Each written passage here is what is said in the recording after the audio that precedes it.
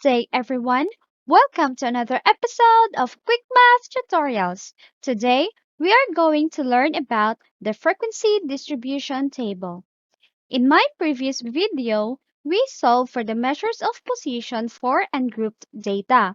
Before we will solve for the measures of position for grouped data, you must first know on how to construct a frequency distribution table. Here are the steps in constructing a frequency distribution table. Step 1. We will solve for the range, which is equal to the largest minus the lowest. So we will just subtract the largest data and the lowest data. Second, we will solve for the number of classes, which is equal to the square root of n, where the answer we will round it up. Round up means round to the next higher number, or simply as we will add or plus 1. The number of classes tells us on how many rows we will have in our table. And the third step, we have the class width, which is equal to the range divided by the number of classes, which is equal to the answer also we will round up, or we will simply add or plus 1. And finally, we will now have the table. So here in our table, first we have the data, then we have the tally, then the frequency, or in symbol we have F. Next we have the lower boundaries, or in symbol we have LP. And last we have the less than cumulative frequency, or in symbol the less than CF. Now let's have our first example. Suppose we are given the total number of hours that the 40 grade 10 students spend in using their cell phones in a week. For our solution, Rn is equal to 40 because we have 2, 4, 6, 8, 10, 11. 11 times 3 we have 33, 34, 35, 36, 37, 38, 39, 40. The total number of our data is equal to 40. Thus, Rn is equal to 40. For our step 1, we will solve for the range, which is equal to the largest minus the lowest. Our largest data here is 79 and the lowest data here is 38. Thus, we will subtract 79 minus 38, which is equal to 41. Therefore, our range is equal to 41. For our second step, we will solve for the number of classes, which is equal to the square root of n. By substitution, Rn is equal to 40, so we have the square root of 40, which is equal to 6.32. And for the number of classes, the answer we will round it up, or we will just add or plus 1. So 6 plus 1, which is equal to 7. Thus, the number of classes is 7. For our third step, we have the class width, which is equal to the range divided by the number of classes. By substitution, our range is equal to 41, and the number of classes is 7. 41 divided by 7 is equal to 5.85, and we will round it up, so we will add 1. So 5 plus 1, we have 6. Thus, the class width is equal to 6. Now, let's fill in our frequency distribution table.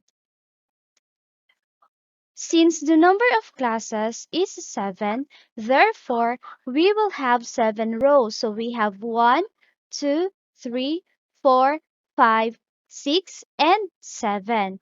Now, in this table, we will answer first on the first column here. So we have the class width, which is 6.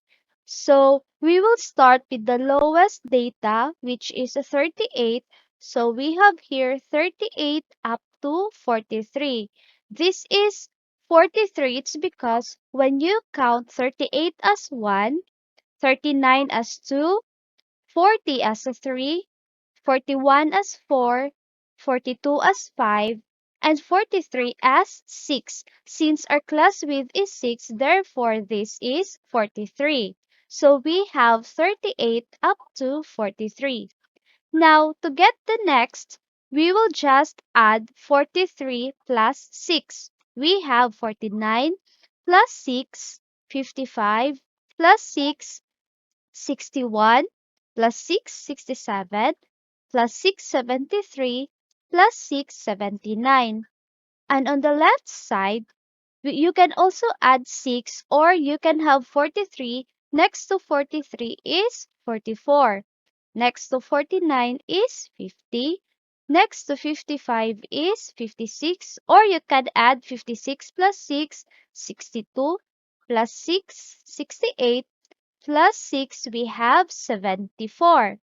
Now for our tally, we will determine where will be our data belong to these classes. So for example, we have 38. 38 belongs to 38 to 43. So we will draw one stick here. Then we will cancel this one. Next we have 40 also belongs to 38 to 43. Now we have two sticks, so cancel. Next we have 41.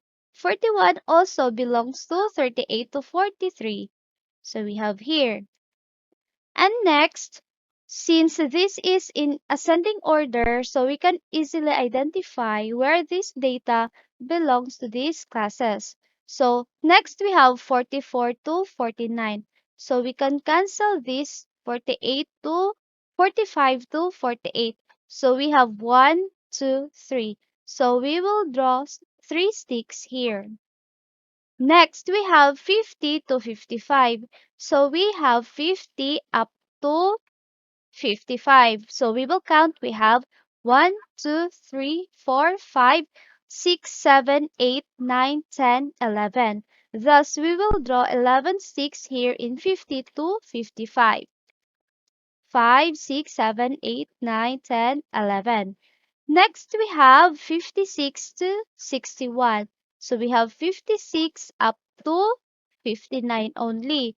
So we have 1, 2, 3, 4, 5, and 6. So we will draw 6 sticks here. Next, we have 62 to 67. So we have 1, 2, 3, 4, 5, 6, 7, 8, 9, and 10. So we will draw 10 sticks here. Next, we have 68 to 73. So we have 69 to 71. We have 1, 2, and 3. So we have 3 6 here. And last, we have 74 to 79. So we have 1, 2, 3, 4. So we have 4 sticks here. And for our frequency, we will just count the number of sticks in our tally. So here on the first class, we have 3 sticks. So our frequency is 3. Here is also 3, 11, 6, 10, 3, and 4. Now, for our lower boundary or in symbol, we have LB. We will just subtract 0.5 here on the left side of our class. So we have 38 minus 0.5 is equal to 37.5. And before we forget, we make sure that the total number of our frequency is equal to 40, since the total number of our data is equal to 40. So this is correct. Now let's go back to our LB. So here we will have 44 minus 0.5, we have 43.5. 50 minus 0.5, we have 49.5. 56 minus zero point 0.5, we have 55.5. 62 minus zero point 0.5, we have 61.5. 68 minus zero point 0.5, we have 67.5. And last, we have 74 minus zero point 0.5, we have 73.5. Now, for our less than cumulative frequency, or in symbol we have less than CF. First step, you will just copy here the frequency here on the first row. So we have here the frequency of 3, so we will write 3 here. Next, we will add 3 to the second row. So we have 3 plus 3, which is equal to 6.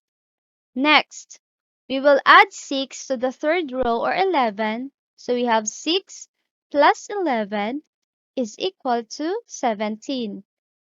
Next, we have 17 plus 6, we have 23. Next, 23 plus 10, we have 33. And 33 plus 3, we have 36. And last, we have 36 plus 4, we have 40. You can check that your answers in the less than cumulative frequency is correct if the last number is equal to Rn. So since they are equal 40 and 40, so this is correct. Thus, from the ungrouped data, we transform it to grouped data by constructing a frequency distribution table. So therefore, this is our final answer. Now, let's have our second example.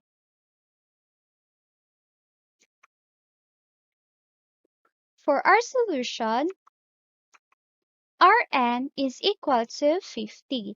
Since we have 2, 4, 6, 8, 10 times 5, which is equal to 50. For step 1, we will solve for the range, which is equal to the largest minus the lowest. Our largest data here is 33, and the lowest data is 18. So we have 33 minus 18, we have 15. Thus, our range is equal to 15. Step 2. We will solve for the number of classes, which is equal to the square root of n. And Rn is equal to 50, so we have the square root of 50, which is equal to 7.07. And we will round it up, so we will add 1 to 7 plus 1, which is equal to 8. Thus, the number of classes is 8. And for our third step, we have the class width, which is equal to the range divided by the number of classes. By substitution, our range is equal to 15 over the number of classes is 8. 15 divided by 8, which is equal to 1.88, and we will round it up, or we will add 1, so 1 plus 1, which is equal to 2. Thus, our class width is 2. Now, let's fill in our FDT. Remember that our number of classes is 8. Therefore, we will have 8 rows in our table. So we have 1, 2, 3, 4, 5, 6, 7, and 8. So we will answer first in the first column of our table.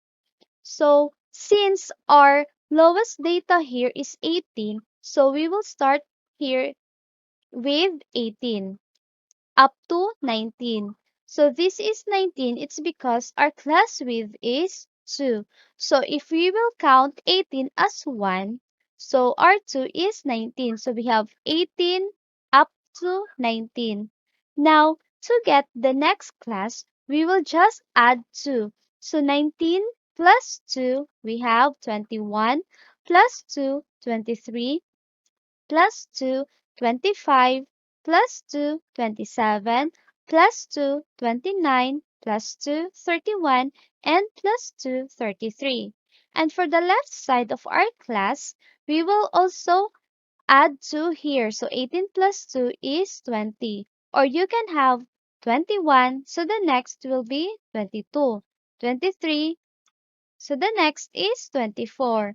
Or you can just add 2. So you can have 24 plus 2, we have 26 plus 2, 28 plus 2, 30 plus 2, we have 32. Now let's have the tally. So first we have 18. 18 belongs to 18 to 19. So we have one stick here. 19 also belongs here. Also 19. So we already have 3 sticks. Next we have 25 belongs to 24 to 25. Next 20 belongs to 20 to 21. 21 also belongs here. 18 in the red group. 22 belongs to 22 to 23. 18 to the red, 19 to the red also, 25 to the purple, 18 to the red, 21 to the blue, 24 to the purple, 25 also here, 22 on the green, 18 to the red, 23 green, 24 purple, 19 red, 18 red, 21 blue, 23 green, 20 blue, 24 purple. 33 belongs to 32 to 33. Next, we have 19 to the red, 21 to the blue, 23 to the green, 20 belongs to 20 to 21. Also, 20 here, 21, 20 to 21, 22 to the green, 24 to the purple, 23 to the green, 25 to the purple, 21 to the blue, 20 to the blue, 22 to the green, 20 to the blue, 19 here, 19 also here, 18 also here, 21 to the blue, 21 to the blue, 19 to the red, 24 to the purple, 21 we have here 20 to 21, so to the blue, 21 to the blue, and last 21 to the blue. Now let's have our frequency. So we will just count the number of sticks we have in our tally. So here we have 15, 17, 8, 9, and 0, 0, 0, and we have 1. Now for our lower boundary, we will just subtract 0.5 to the left side of our classes. So we have 18 minus 0.5, we have 17.5. And 20 minus zero point 0.5, we have 19.5. 22 minus zero point 0.5, we have 21.5. 24 minus zero point 0.5, we have 23.5. 26 minus zero point 0.5, we have 25.5. 28 minus zero point 0.5, we have 27.5. 30 minus zero point 0.5 equals 29.5. 32 minus zero point 0.5, we have 31.5. And don't forget that the total number of frequency must be equal to 40, since the total number of our data here is also 50. Now let's have our less than cumulative frequency, or in symbol we have less than CF. So again, we will just copy on the first frequency here. So we have 15. So just copy. Next, we will add 15 to the second frequency. So 15 plus 17, we have 32. Then we have 32 plus 8, which is equal to 40. 40 plus 9 equals 49. 49 plus 0 equals 49. 49 plus 0 equals 49. 49 plus 0 equals 49. And 49 plus 1 is equal to 50. So you can check that your answers here in the less than CF is correct if your last number in the less than CF is equal or the same to the number of n. So we have here 50 and also 50. So therefore, this is correct. Thus, from the ungrouped data, we transform it to grouped data by constructing a frequency distribution table. Therefore, this is our final answer. So, to sum it up, the steps in constructing frequency distribution table are: first, we will solve for the range, which is equal to the largest minus the lowest. Next, we have the number of classes, which is equal to the square root of n, where n is the total number of our data. And the answer, we will round it up. Again, round up means round to the next higher number, or simply as we will add or plus 1. And the number of classes tells us on how many rows we will have in our table. For our step 3, we have the class width, which is equal to the range divided by the number of classes. And the answer also, we will round it up. And we will have the FDT. So we have here the data, the tally, the frequency or the number of sticks we have here. And then we will have the lower boundaries, or in symbol we have LB. So to solve for LB, we will just subtract 0.5 to the left side of our data. And then we have the less than cumulative frequency, or in symbol we have less than CF. And that ends our quick math tutorial. If you like the video, please click on the like button. If you have questions, just leave a comment below. And to be notified on my next videos, please click on the subscribe button. Thank you. Bye! Tell me pretty lies, look me in the face. Tell me that you love me, even if it's fake.